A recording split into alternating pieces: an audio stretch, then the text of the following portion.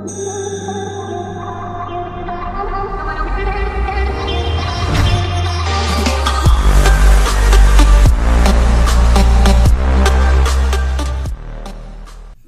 It's been a month! Pony Nation! Wait, actually, no, wait, it's been 2 months. Sorry, I missed the month there due to internship, graduation, and just me being lazy. Actually had an idea for a video, scrapped it, might come back to it later. But, as you guys know, because I say this in every video, Sunset's one of my favorite characters. But as I've said time and time again, she is by far not the most interesting. No, there are so many really messed up but interesting characters, and there's one character that is so manipulative, it's amazing to think she's supposed to be the good guy. Who am I talking about? Is Luna, with her constant disappearances during important battles?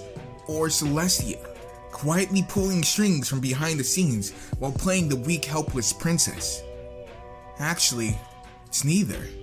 The real anti-hero, the real manipulator, is Twilight Sparkle. But to explain why it's Twilight Sparkle, we're gonna have to take a trip over the pond, or more precisely, through the mirror. Twilight Sparkle, as we've seen time and time again, has an unhealthy relationship with Princess Celestia. Not one of mother and daughter, not one as friends, but one as teacher and student, past the time when they should be one. You see, Twilight Sparkle may put so much into grades and tests because Celestia praised her when she scored well, and did well. And depending on the level of contact Twilight maintained with her parents, this may have been what she learned to be as love. Think that's far-fetched? Think about the spoiled kids in the world. They learn that love is with material things, and that that's what true love is. Or people who learn that sex, and sex alone, is what love is. Twilight was taken away to be Celestia's prize student at a very young age. We hardly ever see Twilight's parents, and the thought of failing one quiz sends Twilight into a hysterical fit. It's never her parents that she's worried about disappointing. It's the princess. We see her go through some of the most intense loops to get her praise. But nothing is worse than the Equestria Girls series. Sunset Shimmer's connection with Celestia is being blocked by Twilight Sparkle. Think about it. Twilight is the only one to have contact with Sunset. Whatever she says is taken as law, essentially. There are some people that believe Celestia herself doesn't want anything to do with her, but when Twilight first comes back from the mirror, the very first question that Celestia has is about Sunset. It wasn't about if Twilight was okay. It wasn't anything to do with her well-being, but it was about Sunset Shimmer. Even after stealing the crown, even after running away from her, disobeying her, the very first question that Celestia has is about her former student. And let's take a step back. Why didn't Twilight take Sunset with her? She left her friendless in a world without magic, with no family. What kind of princess of friendship leave someone like that, when all they had to do was simply bring them along with them? But instead, she's left in a world alone, with a group of friends that aren't really her friends. Twilight also holds the book. She's the only one with contact with Sunset. She can relay messages to Celestia, but Celestia doesn't have the book.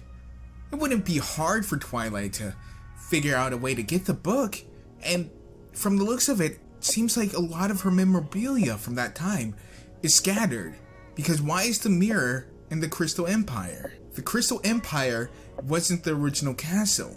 Wouldn't it make a lot more sense for it to be in the Everfree? Or since we're thinking that Sunset Shimmer isn't that old, shouldn't it just be in Canterlot? Why is it all the way in the Crystal Empire? It seems like a lot of her memorabilia is being shifted around. Maybe she simply finds the memories too hard.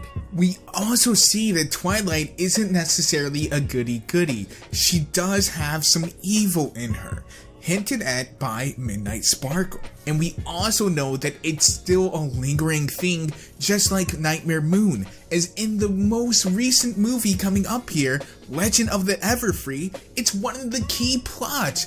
Twilight may simply see Sunset as a threat. It's kind of like getting a new baby brother or sister. You believe that your parents' love is going to have to be divided between you two. And imagine how much attention would be given to Sunset.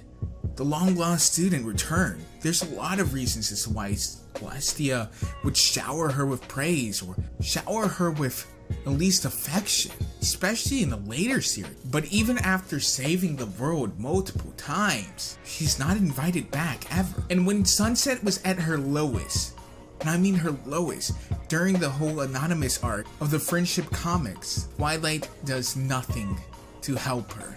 Almost as if she enjoys the times when she fails. Rainbow Rocks, she wanted to be the one to save it. She wanted to be the one to save the day because that's all she knows herself as. It's the one who wins and the one who is the main character. Having someone else steal her thunder like that would solidify her position of never reintroducing Sunset to Celestia. So yeah, Twilight's kind of a cunt, mate. But hey, that's just my headcanon theory. Let me know what you guys think down below. There's a lot of things that I left out that I could have put in, but I think this is enough, at least to get the conversation going. So, let me know what you guys think down below. I know a lot of you guys have been asking for Sunset Shimmer to be reintegrated into the actual show, but it seems like Twilight's gonna cockblock. So as guys, it's been Faith Be sure to like the video if you enjoyed, and click subscribe if you're not already to join the herd today. And I'll see you guys next time whenever I make next.